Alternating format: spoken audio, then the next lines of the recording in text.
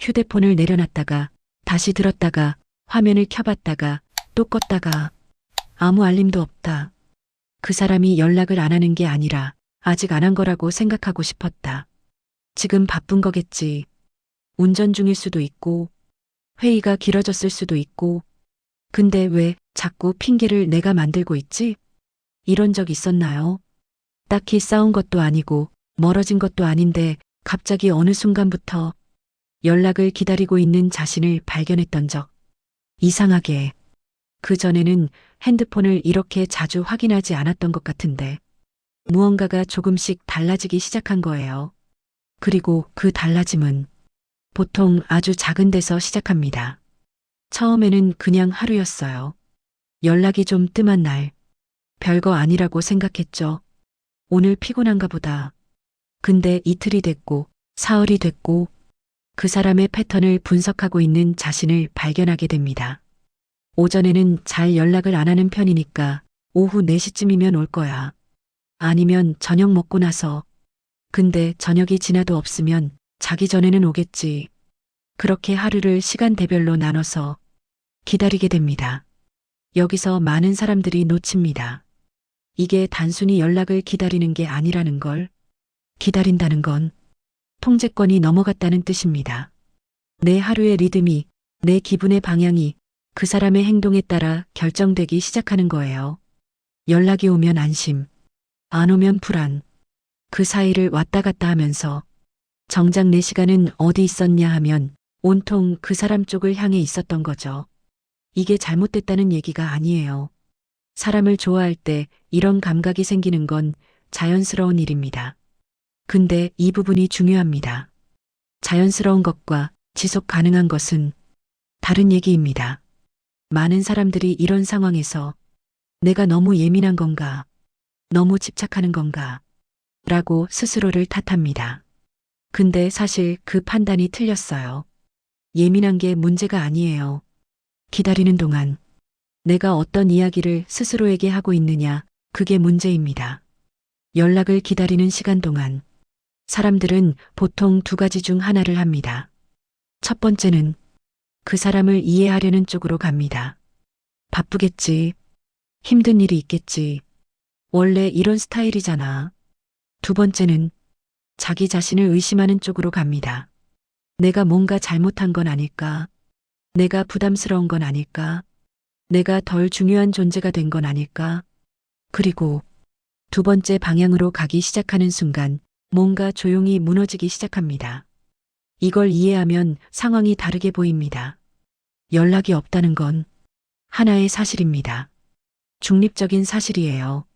근데 사람은 그 공백을 그냥 두지 못해요. 빈자리가 생기면 채우려 합니다. 그리고 그 빈자리를 채우는 재료가 자기 안에 있는 불안이라면 그 공백은 점점 더 무거워집니다. 그 사람이 뭔가를 한 게 아닌데 그 사람이 뭔가를 한 것처럼 느껴지기 시작해요.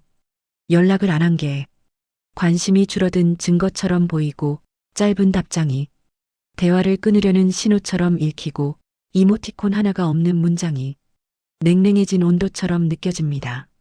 이게 착각이냐고요? 꼭 그렇게 단정할 수는 없어요. 그 느낌이 완전히 틀린 경우도 있고 어느 정도 맞는 경우도 있습니다.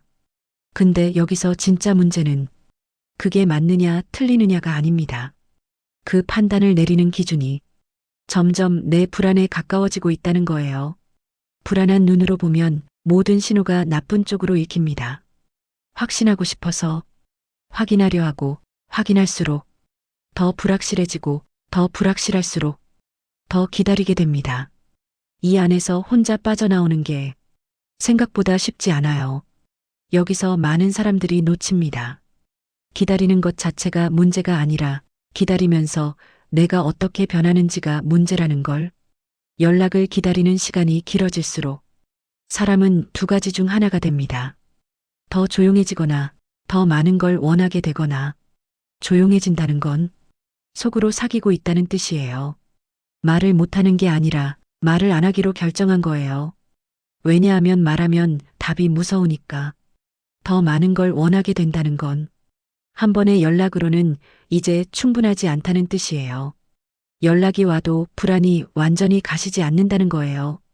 두 경우 모두 그 관계 안에서 내가 조금씩 달라지고 있다는 신호입니다. 그 달라짐이 왜 위험하냐 하면 그게 보통 나도 모르게 일어나기 때문이에요. 어느 날 문득 전에는 이 사람 생각을 이렇게 많이 하지 않았는데 라는 걸 알아차리게 됩니다.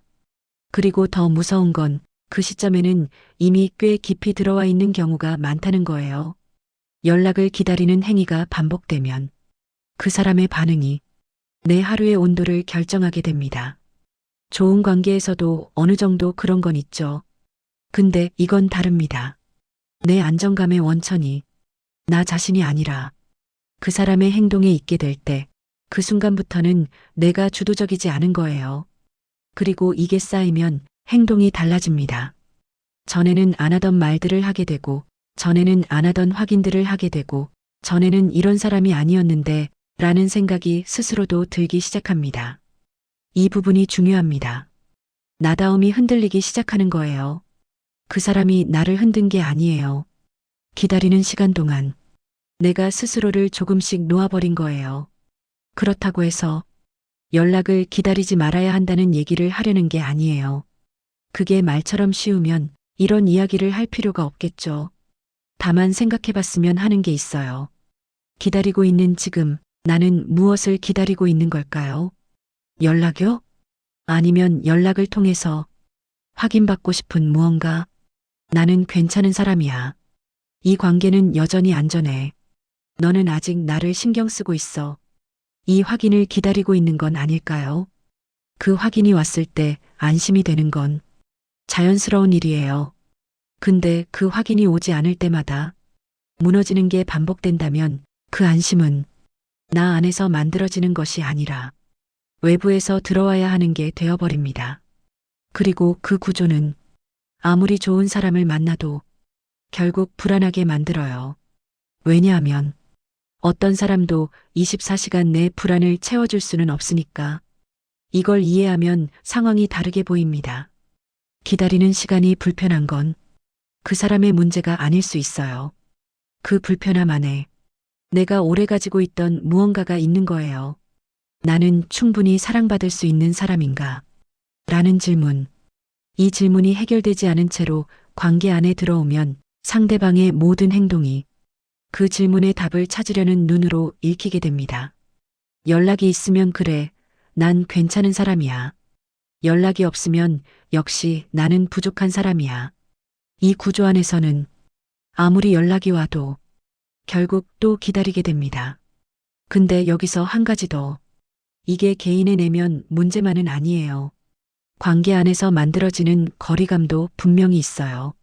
처음부터 연락이 뜸했던 사람이라면 그냥 그런 스타일인 거고 어느 순간부터 달라졌다면 그건 뭔가가 바뀐 거예요. 그 차이를 보는 눈이 필요합니다. 이 사람은 원래 이런 사람이야와 이 사람이 나한테 달라졌어는 전혀 다른 이야기입니다. 그리고 그 차이를 불안 없이 볼 수 있을 때 비로소 그 상황에 대해 뭔가를 생각할 수 있게 됩니다. 많은 분들이 이런 상황에서 어떻게 해야 해요? 를 묻습니다.